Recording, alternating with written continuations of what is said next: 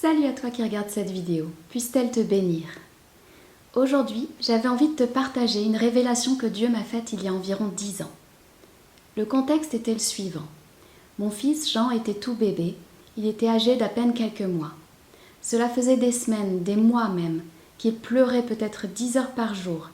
J'étais terriblement inquiète. Mon enfant était tout blanc, assez chétif. Il souffrait beaucoup, ça se voyait. C'était terrible pour mon petit cœur de maman. Bien sûr, j'avais déjà consulté des médecins, tant le généraliste que le pédiatre. Mais on me répondait à chaque fois que c'était les coliques du nourrisson, que ce n'était rien de grave et que ça allait passer. Malgré ce que les médecins disaient, je sentais bien dans mon fort intérieur de maman que c'était quelque chose de sérieux. Je n'ai pas lâché, j'ai continué à chercher. Et j'ai fini par trouver grâce au forum de parents sur Internet. En fait, mon fils souffrait de reflux. Un reflux qu'on appelle occulte parce qu'il ne régurgitait pas, ça ne se voyait donc pas à l'œil nu. Rétrospectivement, je comprends mieux pourquoi c'était un bébé qu'on ne pouvait jamais poser dans son lit. Je devais constamment le porter en écharpe ou dans les bras. Nous devions même le promener la nuit pour réussir à l'endormir dans son cosy.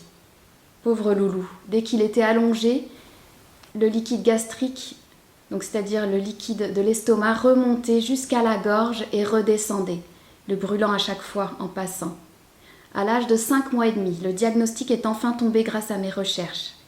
Et comme le diagnostic a tardé à être posé, mon pauvre bébé avait déjà une œsophagite, c'est-à-dire que son œsophage était brûlé. C'est à cause de ces brûlures répétées qu'il avait du mal à se nourrir et qu'il était assez maigre et anémié. Mon fils a pu être soigné, Dieu merci, mais ça a encore pris du temps avant que son œsophage ne soit pleinement guéri. On a fini par y arriver, alléluia. Si je vous ai raconté tous ces détails, c'est afin que vous puissiez imaginer la souffrance de ce petit nourrisson et par là même ma souffrance en tant que maman à le voir autant souffrir. À l'époque où j'ai eu la révélation que je vais t'exposer, les douleurs de mon fils étaient à leur comble et aucun diagnostic n'avait encore été posé. Mon cœur se déchirait de voir littéralement mon fils se tordre de douleur. J'assistais impuissante à son supplice. Ce soir-là, n'en pouvant plus, j'ai dit à mon mari « Ça suffit, ce n'est plus possible, allons à l'hôpital ». C'est ce que nous avons fait. Mon mari a conduit et de mon côté, j'ai pris place à l'arrière de la voiture, à côté de mon fils assis dans son cosy, afin de tenter de le réconforter tant bien que mal. Il hurlait de douleur.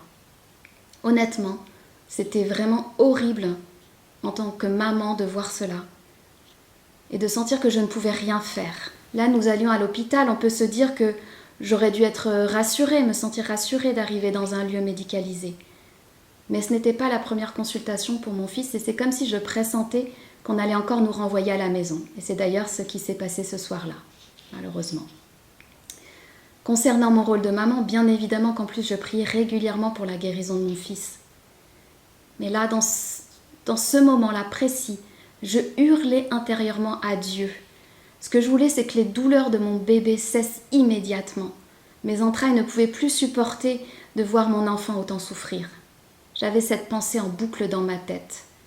Je donnerai ma vie pour le sauver. Et c'est alors que j'ai eu la révélation. C'est exactement ce que Dieu le Père a fait. C'est arrivé comme ça, d'un seul coup, comme un flash. C'était limpide, comme incontestable, comme certifié par l'Esprit Saint à mon esprit. J'ai instantanément compris que Dieu avait vu son peuple, ses enfants, être malades jusqu'à en mourir et qu'il a voulu prendre sur lui cette maladie pour nous sauver. Il est mort à notre place. Dans cette parabole, notre maladie, c'est bien évidemment le péché. Nous savons que l'homme naît avec une nature pécheresse et la Bible dit que le salaire du péché, c'est la mort. On peut donc dire qu'à la base, nous souffrons tous d'une maladie mortelle. Et l'on sait qu'aucun homme ne peut se sortir seul de cette nature pécheresse. Il est écrit dans Romains 3,10 « Il n'y a point de juste, pas même un seul ». Là, j'ai réalisé combien Dieu avait dû être affligé de voir ses enfants malades, condamnés à périr.